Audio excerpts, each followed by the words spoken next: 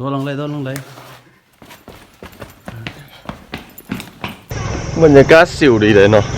ถ้ากระหัวมีทางแบบนี้เห็นปากขานหมดทางล่าง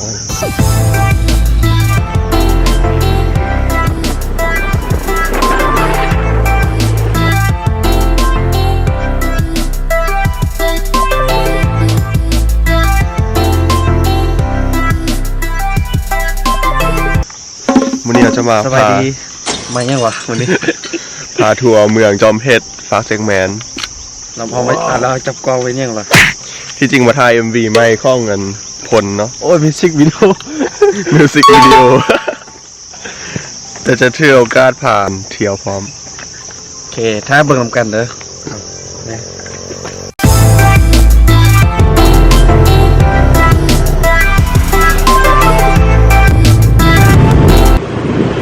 เคยมาแต่เครือเว้ย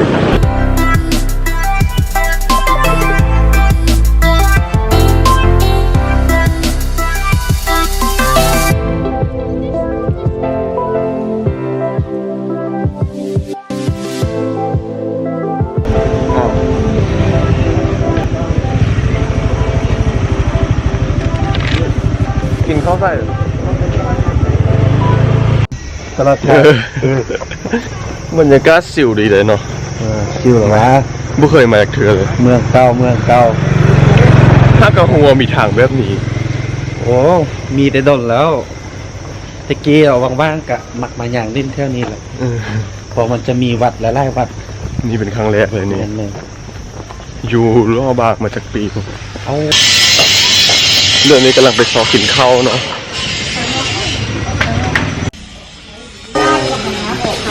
ทานเฟอร์เนาะเฟอร์เฮา มีการปรุงเลย สูตรยัง สุดมันโมเมนต์ละสุดมันโมเมนต์เลย ถาม ถามต้นผ้ามาเก็บเสร็จ ลายปุดปัน เสร็จ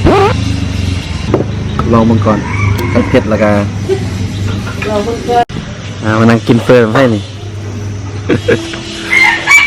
นั่งน้ำพุซ่าพอแม่นละบอกอุกวนได้แม่เด้อ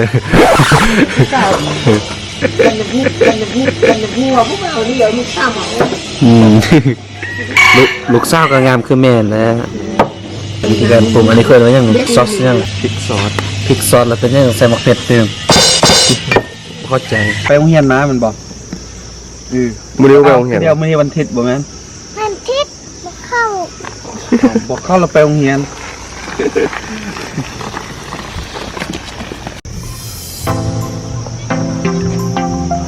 วัดจอมเพชรวะ แม่นบ่ วัดเทียน ไม่เรียนนี้น่ะมันนั่นแล้วมันซับเลย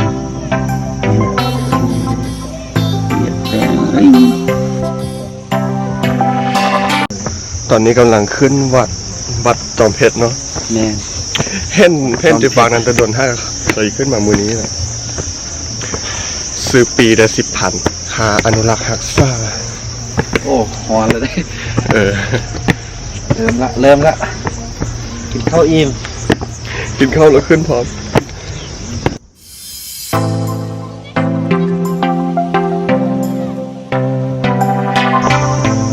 ความเก่าแก่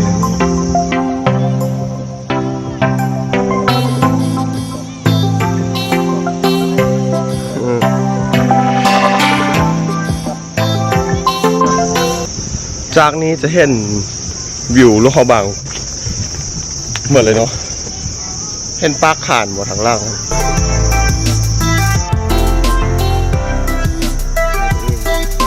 ต่อไปเขาสิไปวัดหนองคูนเนาะ แม่นไปวัดล่องคูน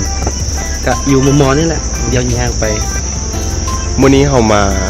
ไปที่วัดจอมเพชรวัดหนองคูน แล้วก็ไปถ้ำ ไปท มีคนใหม่ ำระหว่างทางไปวัดหนองคูน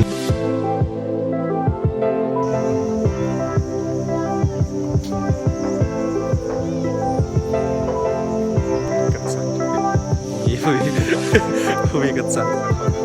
มีแต่พิเศษ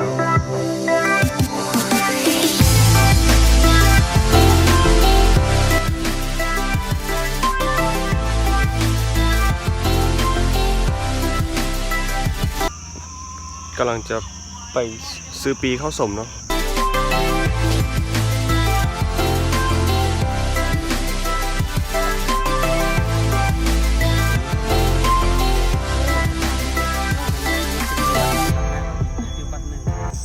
อีเต็มจักวัดอ่ะขึ้นไปเถิง อันนี้ท่านจะมีวัดถ้ วัด ำ ถ้ำ จะ เนาะ มีวัดถ้ำเราโตเหมือนแล้ววัดถ้ำเซี่ยวโตเหมือนแล้วมันคบป้าบมันก็เลี้ยวมาทางนิสวัสดิ์นอกสังแก้วเลี้ยวมาทางฝั่งนิสวัสดิ์วัดโขนง มีไล่วัดอยู่ มีไรวัด มีไล่วัดอยู่อ่ะ10 ปี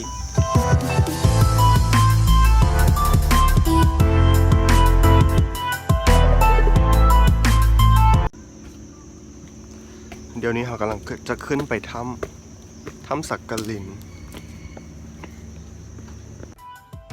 ถ้ำสักกลินแต่ก่อนเป็นบอนเก็บเมียนถาดูของพญาสักกลินบนในใจเอาไปทางล่างอันพอไพ่หูบอกแด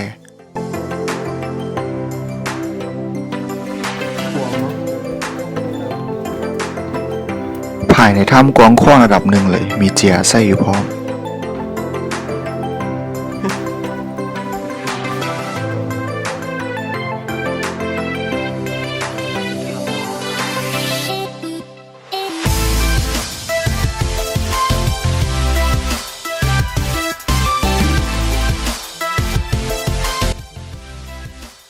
เชียเค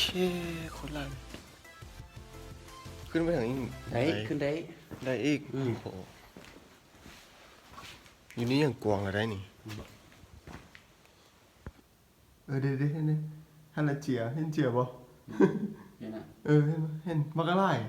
เห็นบอกอันนี้นี่อันเมนหมดเลยเนี่ยตัวเจียนี่เลยนี่ นอนอยู่เนาะตอนคืนอ้อเขากินเนาะ อืม ตอนนี้มันนอน เมนหมดเลยเมนหมดเลยเนี่ยไอ้ที่มันเดี๋ยวนี้ เดือดสามเลย ยัง เดือดสะ ไล่เนาะใหญ่เพื่อนห่วมทิพย์เฮือ บ่ฮ้อนดอกครับเย็นแล้วไงเย็นแล้ว ไพ่วาอยู่ในถ้ำเย็นไพ่วาอยู่ในถ้ำหนาว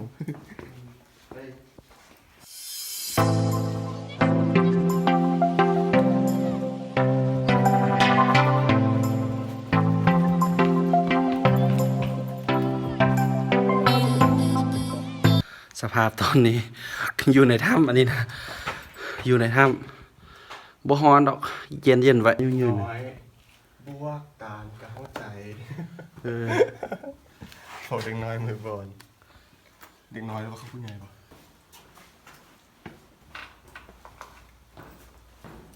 ปะ บานเลยเนาะ โคตรสุด ใครประตูพร้อมอัดพร้อม กับอันนี้ได้อไปเวียกก่อน ฝากลูกฝากเมียในนี่แหละ ข้างลูกข้างเมียไว้ My own house own ปูเมื่อยปูเมื่อยตอนนี้นะ มื้อนี้เขาแล้วสำนี้เนาะ กลับเนาะวันนี้เนาะ กลับบ้าน โอเค คลิปหน้าเจอกัน ขอบใจที่เบิ่ง